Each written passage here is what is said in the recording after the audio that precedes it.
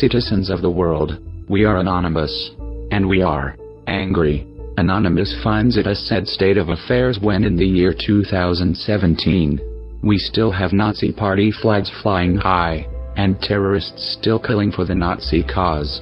In a country where we went to war and regrettably dropped 2 atomic bombs on Japan to attempt to end this ideology, it is clear now that even a nuclear option does not work. On August 11th, more than 100 white men and women, carrying torches, marched at the University of Virginia, chanting "Jews will not replace us in blood and soil," and as they did, they surrounded peaceful counter-protesters near the statue of Thomas Jefferson, and began to beat them. There was little police presence. The following day, on August 12th, we witnessed what could have easily been called the Battle of Charlottesville.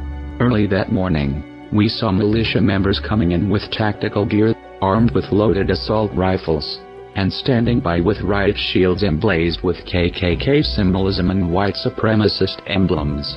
At every turn, the attacks began with them. Using brass knuckles, bats, and fists, they assaulted counter-protesters, clergymen, and those who wanted to take a stand against hate, in front of cameras, and in front of the nation. At the end of the day, we saw the result of that assault. A terrorist who associated himself with Nazi ideology and white supremacy took it upon himself to use his vehicle as a weapon. Using that vehicle, he drove into a crowd of counter-protesters, injuring 19 and killing 1. Because of him, Heather Heyer will not wake up to another morning again. And we are angry. Angry because there is an administration in the White House that has sold its moral and ethical obligation to represent the citizens of the United States in exchange for individuals who believe they are simply better than those who do not look like them or follow their sadistic ideologies. We have witnessed once again the failure of the so-called president to lead.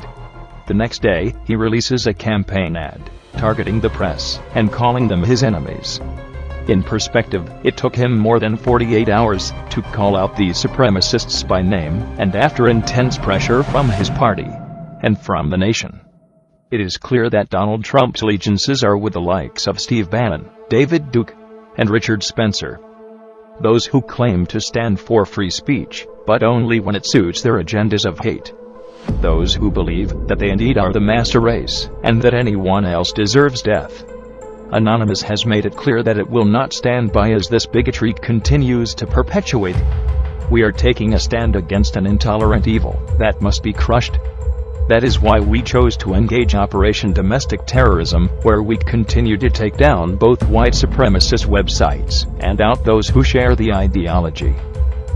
Last night, in our crusade against them, they attempted to discredit us, and that came in the form of one Andrew Anglin, owner of the Daily Stormer. We've covered in detail the events that led to the conclusion that Anonymous was not in any way involved with the quote hacking of the Daily Stormer website. It is true that Anon operatives were running attacks against it, but we were in no way involved with its defacement. This was a cowardly attempt by Anglin to discredit us and position himself as some sort of martyr for the supremacist cause. He failed miserably. With GoDaddy and Google terminating any partnership with him, his website is now in jeopardy and likely to be permanently shut down. And in using our name, he has made us angry. We've contacted anonymous members currently residing in Lagos, Nigeria. If you value your life, Mr. Anglin, you will need to flee the country. We will find you. We promise. And to everyone else who shares the white supremacist ideology, and that includes the likes of Richard Spencer, Jason Kessler, and David Duke, you are not safe. The blood of Heather is on your hands, and you will pay for it in blood. Anonymous will continue to out these supremacist Klansmen and make sure the proper authorities are aware of who and where they are. We will ensure their employers take swift action against them.